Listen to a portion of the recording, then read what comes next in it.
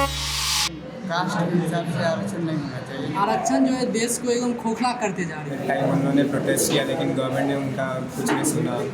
Ma'am उन सब पे भी ध्यान देना चाहिए। लोकतंत्र खतरे में नहीं है, उनकी पार्टी खतरे में। सेंट्रल लेवल पर अपने हिसाब से काम कर रहा है, लेकिन मेरे हिसाब से बिहार में जो है नीतीश कुमार ठीक से काम नहीं कर रहा। क्या नाम है? सत्यम झा। सत्यम झा। पॉल्यूशन पे बिहार में पॉल्यूशन ऑल ओवर इंडिया में बिहार से 3 स्टेट जो है वो टॉप 10 में पॉल्यूशन के मामले में। दिल्ली से ज़्यादा पॉल्यूशन बिहार का टॉप 3 स्टेट, लेकिन यहाँ पे कोई मेजर स्टेप नहीं लिया गया। जैसे दिल्ली से भी मेजर स्टेप लिया गया था और इवन क्राइटेरिया चलाया गया था, बिहार में ऐसा कुछ नहीं चला। ऊपर से जो भी पेड़ सब है वो सब भी काटे जा रहे हैं, पेड़ ऊपर नहीं चल रहा है, रोड सब बने तो पेड़ काटे ही जा रहे हैं, इससे बहुत पॉल्यूशन बढ़ रहा है। अच्छा, तो आपको क्या लगता है कि इस पर क्यों नहीं काम किया गया? सेंट्रल लेवल पर अपने हिसाब से काम कर रहा है, लेकिन मेरे हिसाब से बिहार में जो है नीतीश कुमार ठीक से काम नहीं कर रहा। अच्छा, बिहार में आपको कौन नेता अच्छे लगते हैं? चिराग पासवान का है, लेकिन वो भी रिजर्वेशन पे चल रहा है। चिराग पासवान उस सब चीज़ पे काम करेंगे तो रिजर्वेशन। अच्छा, तेजस्वी यादव कैसे लगता है? वो भी सही काम है। नीतीश कुमार कैसे है? ठीक है, लिक्कर स्कैम सब भी चल ही रहा है बिहार में। नीतीश कुमार भी अपने तरफ से काम करे, लेकिन करप्शन इतना बिहार में कि कुछ हो ही नहीं पा रहा, डेवलपमेंट ही नहीं कर बिहार में। अच्छा, फर्स्ट टाइम वोटर है। हाँ, कौन सी पार्टी अच्छी लग रही है? अभी तक बीजेपी। क्या नाम बताया था आपने? आर्यन। आप बदलाव की बातें कह रहे हैं, क्यों लगता है आपको? क्या बदलना चाहते हैं? मैम आई थिंक कि जैसे मैम इंक्रीज़ होते जा रहा है हीट वेव्स और टेम्परेचर जैसे राइज होते जा रहे हैं, तो मैम उन सबको ही कंट्रोल करना चाहिए, उस सब के लिए एफोरेस्टेशन बनाना चाहिए। और ग्लोबल वार्मिंग को लेकर आपको लगता है कुछ नहीं हो रहा है? Yes ma'am. And ma'am I think कि एजुकेशन फील्ड में भी थोड़े बहुत चेंजेस होने चाहिए, जैसे न्यू एजुकेशन पॉलिसी में कुछ और चेंजेस होने चाहिए। और मैम रिजर्वेशन को कम करना चाहिए, और मैम सिक्योरिटी वुमेन की जो होती है उसको इंक्रीज़ करना चाहिए कुछ रीजन्स में।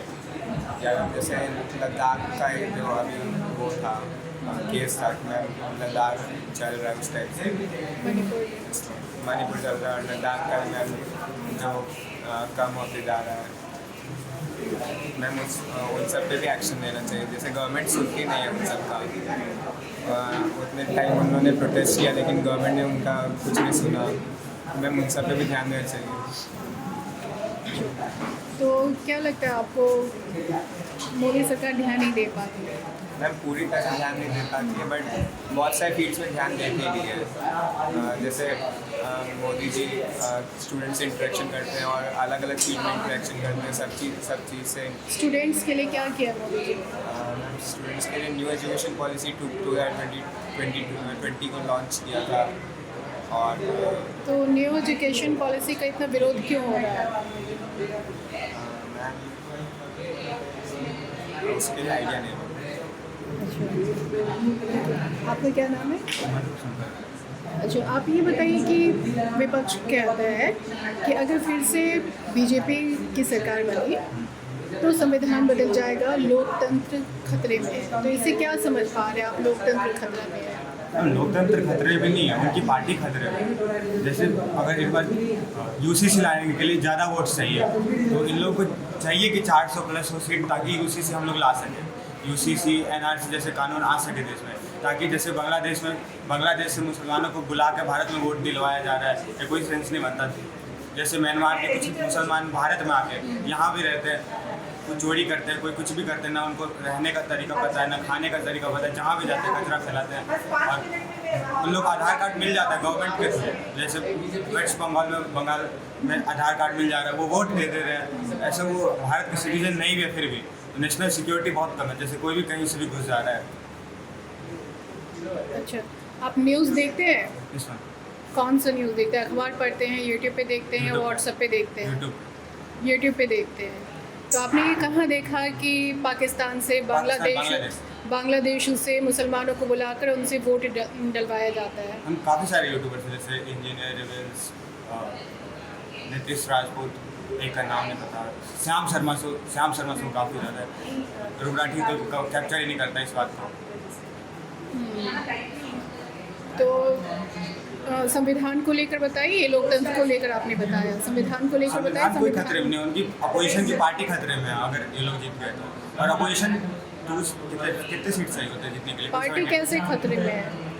हम उनको कोई वोट नहीं देना चाहता है क्योंकि सबको लोग करप्ट में है। जैसे अरविंद केजरीवाल को 9 समन्स दिया ईडी ने, लेकिन वो 9 समन में नहीं आया, उसके बाद उनको अरेस्ट किया गया। फिर लोग बोलते हैं कि ईडी का उपयोग करके उनको अरेस्ट किया गया, लेकिन उनको पहले ही बुलाया था तो पहले ही जाना चाहिए अगर वो खुद करप्ट नहीं है तो। 9 समन से बाद गए तो ऐसा कुछ।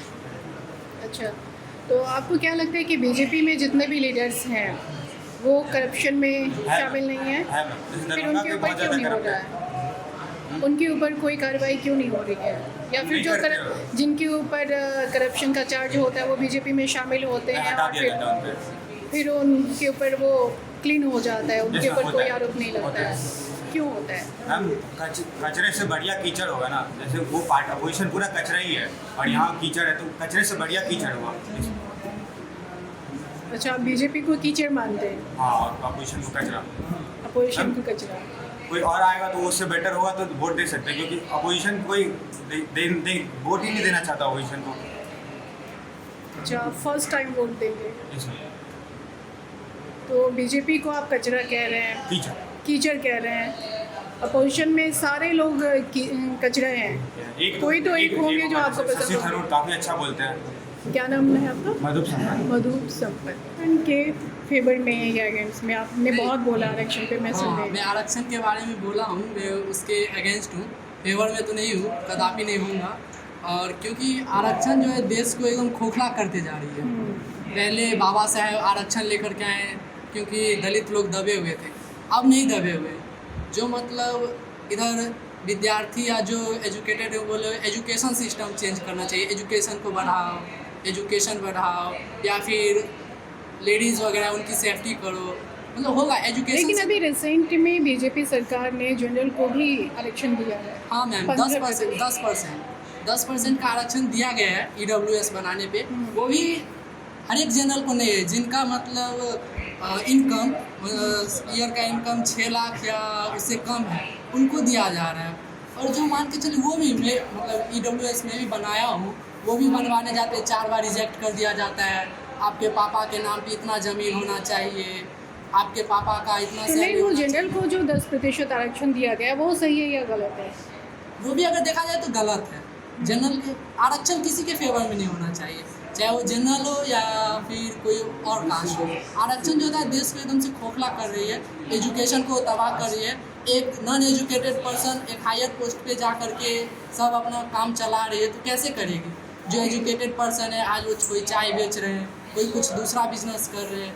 जब तक कोई एजुकेटेड पर्सन हाई लेवल पे नहीं जाएंगे तब तक कुछ एजुकेशन का चेंज हो ही नहीं सकता। तो आपको क्या लगता है आरक्षण की वजह से जनरल जो है वो हाई लेवल पे नहीं पहुंच रहे हैं?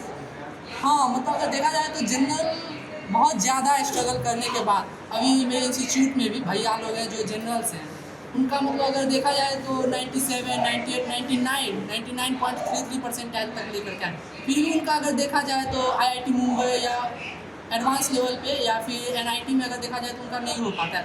वहाँ पर में आरक्षित विद्यार्थियों को अगर दे दिया जाता है, मान के चलिए PWD है कोई, उनका सही है, आरक्षण उनको होना चाहिए क्योंकि ये डिसेबल है अपने बॉडी पार्ट से, उनको होना चाहिए। और जो ये मतलब पूरे शरीर से हिस्ट पुष्ट या हेल्थ है उनके पास, जैसे OBC वगैरह है, उनका अगर देखा जाए तो 71% उनका सिलेक्शन हो रहा है, जनरल का 93%। क्या चल रहा है जो? अच्छा ठीक है, ये तो आरक्षण की बातें हो गई, आप इसके फेवर में नहीं है। लेकिन विपक्ष का कहना है कि बीजेपी सरकार देश को बांट रही हिंदू और मुस्लिम में, हिंदू मुसलमान बहुत कर। नहीं, ऐसा नहीं है। बीजेपी सरकार बांट नहीं रही। बीजेपी सरकार जो है ना, जो मतलब दूसरे पार्टी के लोग वो उनको दबाने के लिए बोले। बीजेपी सरकार का अगर देखा जाए तो 100 में 80% उनका जो काम होता है वो सही है, देश के हित के लिए सही है। हिंदू राष्ट्र की बात क्यों करते हैं जबकि हिंदुस्तान में तो सभी धर्म के लोग रहते हैं? देखा जाए हिंदुओं की बातें क्यों करते हैं? अगर देखा जाए तो सबसे पहले अगर हिंदू राष्ट्र की अगर वो बात करते हैं तो सबसे पहले हिंदुस्तान सनातनियों का था। वो आज से नहीं, बहुत सारे पहले से सबसे पुराना भाषा संस्कृत, सबसे पुराना धर्म। ये कहाँ पर है आप? हमें बचपन से पढ़ाया गया है, अब सब जगह पता है। आप प्राचीन इतिहास उठा करके देख लें तो सबसे पहले बिहार में मगध साम्राज्य, वहाँ पर कोई मतलब ऐसे नहीं थे। तो अगर देखा जाए तो सबसे पहले सनातन ही था। प्रभु श्री राम, महाभारत सब कितने ईयर पूर्व हुए हैं, मतलब इन लोग के घटना। तो अगर पहला देखा जाए तो सनातन ही था, तो ऐसा बोलना सही है, मतलब जो सनातन रहना चाहिए। फिर भी सब कास्ट के लोग इधर हिंदू, मुस्लिम, सिख, ईसाई सब भाई भाई हैं और भाई भाई रहना चाहिए।